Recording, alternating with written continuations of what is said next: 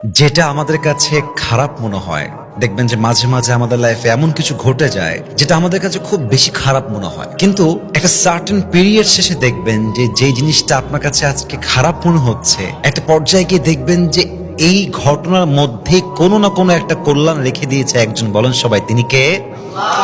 দেখবেন যখন কোনো বিষয়ে আমরা খুব ইচ্ছা করি যে আমরা এটা পাবোই পাবো, যখন এটা হারিয়ে যায় খুব কষ্ট হয়। যখন আমরা কাউকে বিশ্বাস করি, আঘাত পাই, কষ্ট হয়। যখনই কোনো খারাপ কিছু হয় আমাদের প্রচন্ড পরিমাণে আঘাত ফিল হয়, just because of human nature. মানুষের নেচারটাই হচ্ছে এরকম, যা চায় তাই না পেলে মানুষের মনটা ভেঙে যায়। কিন্তু দেখবেন যে জীবনের একটা সময় পার করার পরে আপনি বুঝতে পারবেন যে যদি ওই সময়ে আমি আমার লাইফে সে কষ্টটা ফেস না করতাম, সে বিপদটা ফেস না করতাম, তবে আজকে আমার জীবনে যে বড় বিপদটা আসছে এটাকে ফেস করার শক্তি, স্ট্রেঞ্জ, পাওয়ার, ক্ষমতা আমার ভেতরে থাকতো না।